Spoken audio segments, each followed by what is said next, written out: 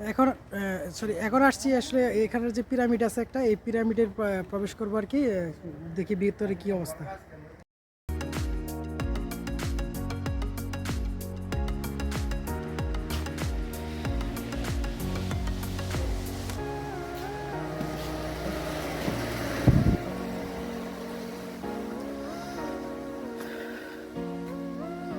দেখতে দেখতে আমরা এখন পিরামিডের দিকে আসছি, পিরামিডের ভিতরে প্রবেশ করেছি। আসলে ওই তাজমহলের ভিতরে যে টিকিট করা হয় বা ওই টিকিটেই কিন্তু এই পিরামিডে আসা যায়। টিকিট মূল্য আসলে 150 টাকা। এই 150 টাকার টিকিটে কিন্তু আপনি তাজমহল প্লাস এই পিরামিডটা আপনি প্রদর্শন করতে পারবেন। আমরা পিরামিডের প্রবেশ মুখে আছি, পিরামিডে দিয়ে প্রবেশ করতেছি। ওয়াও, এখানে তো আরো সৌন্দর্য আর বেশি দেখা যাচ্ছে। Wow, fantastic.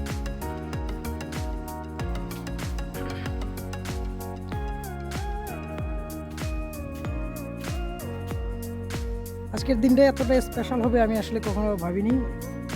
এত কাছে যে এরকম একটা বাংলাদেশের ভিতরে এরকম একটা কি বলে প্রদর্শনীয় স্থান বা এরকম একটা জায়গা ছিল, এর আগে আসলে কখনো আসা হয় নাই বা জানা হয় নাই।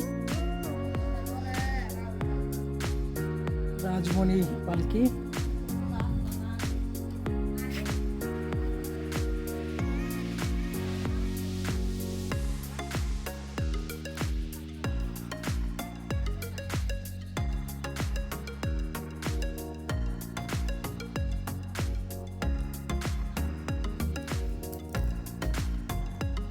আমরা পিরামিডের দিকে অগ্রসর হচ্ছি।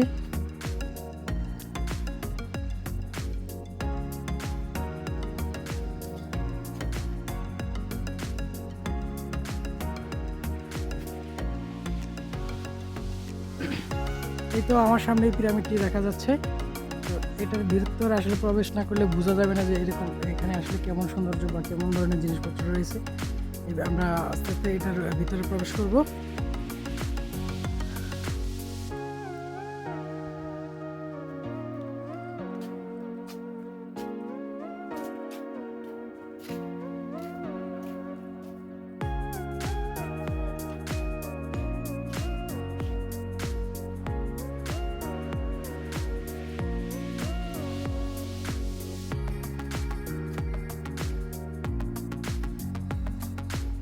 তো বন্ধুরা, এখন যে জায়গাটি দেখতে পাচ্ছেন এখানে হচ্ছে ক্ষুদিরামের ফাঁসির মঞ্চ, সাবধান উপরে ওঠার নিচে একটা লেখা আছে। এই হচ্ছে আসলে ক্ষুদিরামকে কিন্তু এইখানে এইভাবে আসলে ফাঁসির কার্যক্রম সম্পন্ন করা হয়েছিল। সেরকম একটা স্মৃতিফলক এখানে তৈরি করে রাখা হয়েছে। সত্যি এটা মানে কি বলবো, একটা মানে দর্শনীয় মানে শ্রেষ্ঠ একটা স্থান। আমার সত্যি আসলে ভালো লাগলো। আমরা পিরামিডের ভিতরে প্রবেশ করতেছি। আসলে এখানে বাইরে রোদের আলো থাকলেও ভিতরেটা কিন্তু অন্ধকার একদম। আমি জানি না আসলে ভিতরের অবস্থাটা কেমন বা কি পরিবেশ। ওমা, পানি কেন, পানি কেন? আচ্ছা, একটু পানি। ওয়াও, এখানে একটা কি বলবো, 4000 বছর আগে রাজা রানীদের মৃতদেহ। এটা একটা রানীর কি একটা রানীদের মৃতদেহ এখানে এখানে একটা লাশের মতো দেখা যাচ্ছে। এটা আসলে বোঝানোর জন্য তারা তৈরি করেছে, বা এখানে অসংখ্য রাজা রানীদের মৃতদেহ যারা ছিল তাদের বোঝানোর জন্য কিন্তু এইরকম একটা স্মৃতিফলক তৈরি করে রাখা হয়েছে। দেখেন, মনে হচ্ছে যে আসলে মানুষের দেহই এখানে সমাহিত করা হয়েছে। ওরে বাপ, এটা দেখতে তো একটু ভয়ানক। ও শিট, এরকম হবে আমি কখনো কল্পনা করিনি। অসংখ্য লাশ এখানে। লাশ বলতে আসলে এগুলা সাজানো বা বানানো, তাদের স্মৃতিফলক হিসেবে রানীদের মৃতদেহ, যে যারা রানী ছিল এই রাজপ্রাসাদে বা এই তাজমহলের যারা রানী ছিল তাদের মমি করে রাখা হয়েছে, এরকমটাই বুঝাইছে কর্তৃপক্ষ। এটা একটা রানীর মৃতদেহ, একটা মমি তৈরি করে রাখা হয়েছে। আর ভয়েসটা ক্লিয়ার হচ্ছে কিনা অবশ্যই একটু জানাবেন, কারণ এটার ভিতরে তো আসলে কোনো লাইট, কোনো ফ্যান, কোনো কিছু নেই, জানালা নেই পিরামিডের ভিতরে। এখান থেকে আসলে ভয়েসটা ক্লিয়ার করা যাচ্ছে না। আমি তো তো আসলে আমার যে লাইফে এরকম কোনো দর্শনীয় স্থান বা এরকম কোনো পরিবেশ আমি কখনো দেখিনি, এরকম যে মৃত মানুষের এরকম সাজিয়ে রাখা হয় বা এরকম মমি করে রাখা হয়েছে। সত্যি এটা ভয়ানক একটা বিষয়। ওরে বাপরে, কত যে উপরে, এটা বলার মতো না। এটা আসলে কি যে আমি নিজেও জানি না। এই পাশে কিন্তু রাজা রানীদের পোশাক যেগুলো আছে এগুলা কিন্তু এখানে সজ্জিত করে রাখা হয়েছে বা তৈরি করে সংরক্ষণ করা রয়েছে। আমার স্ক্রিনে দেখতে পাচ্ছেন রাজাদের পোশাক, তারপরে আরও অনেকগুলো পোশাক রয়েছে। এরপরে আছে আসলে রানীদের যে পোশাক বা বস্ত্র কাপড় ছিল এগুলা কিন্তু এখানে রাখা হয়েছে এভাবে, রানীদের পোশাক।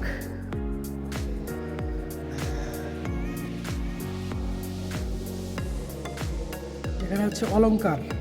সত্যি এগুলা না, এগুলো আসলে ইমিটেশনের, আমার মনে হয় যে বোঝানোর জন্য রাখা হয়েছে রানীদের রানীদের অলংকার। তো আরেকটা কথা আমি আপনাদের বলে রাখি, এখানে যদি আপনি একা একা আসেন আপনার মনে হয় যে ভয় পাবেন, একটু কিছুটা হলেও ভয় পাবেন, কারণ ভয়ভীতির একটা অবস্থা এখানে এরকম একটা পরিবেশই তৈরি করেছে। আমি স্ক্রিনে দেখানোর চেষ্টা করছি আসলে চুলের ফিতা, ও শিট। রানীদের অলংকার আমি চতুর্পাশে আসলে ঘুরে দেখাবো বা ঘুরে দেখানোর চেষ্টা করবো। রানীদের মুক্তামণি, এই মুক্তামণি বলতে এখানে দুইটা মালা রাখা হয়েছে, এর বেশি কিছু এখানে নাই। ছোট্ট একটা লাইট দিয়ে রাখা হয়েছে।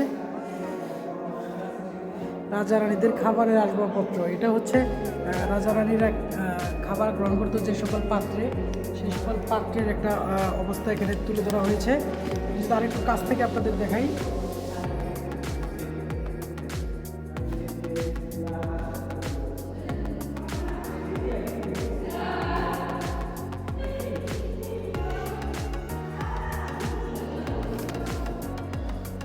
আমার সাথে আমার পাশে আরও অনেকেই আসছে এটা দেখার জন্য বা উপভোগ করার জন্য। সত্যি ভয়ানক একটা বিষয় বা আতঙ্কের একটা বিষয়, এরকম পরিবেশ আমি আমার লাইফে কখনো আসিনি। সত্যি মানে কি বলবো, অসম্ভব সুন্দর একটা জায়গা, আমার খুব ভালো লাগলো।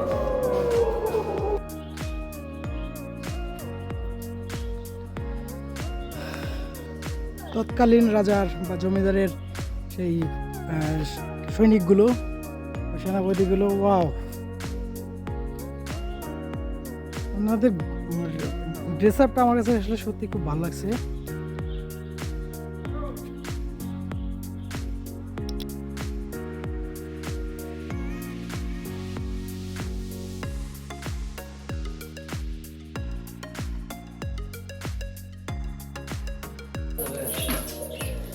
তো আমি এই মুহূর্তে এই যে পাখির যে একটা আছে চিড়িয়াখানার মতো, এখানে প্রবেশ করেছি। এখানে অসংখ্য জাতের পাখি, অসংখ্য প্রজাতির পাখি, এগুলো হাতে নিয়ে ছবি ওঠানো যায় বা এগুলো হাতে আসে। এই পাখিগুলোর একটা বৈশিষ্ট্য আছে, এখানে যে দেখতে পাচ্ছেন এখন আছে ময়না পাখি। তোমার নাম কি পাখি বলো? এই পাখিগুলো আসলে কখনোই আপনার কাছে আসবে না বা আপনার হাতে আসবে না, আপনি যতই খাবার দেন না কেন। এই ময়না পাখি ওদেরকে খাবার দিতে গেলে প্রতিবারে 20 টাকা দিতে হয়। এটা একটা ওদের একটা মানে কি বলবো পলিসি। এই ছেলেটাকে 20 টাকা দিলে খাবার দিতে, আর ও যদি খাবার দেয় বা ও যদি ইশারা করে তাহলে কিন্তু এই পাখিগুলো হাতে আসে, তাছাড়া আসলে এগুলা কখনোই হাতে আসে না।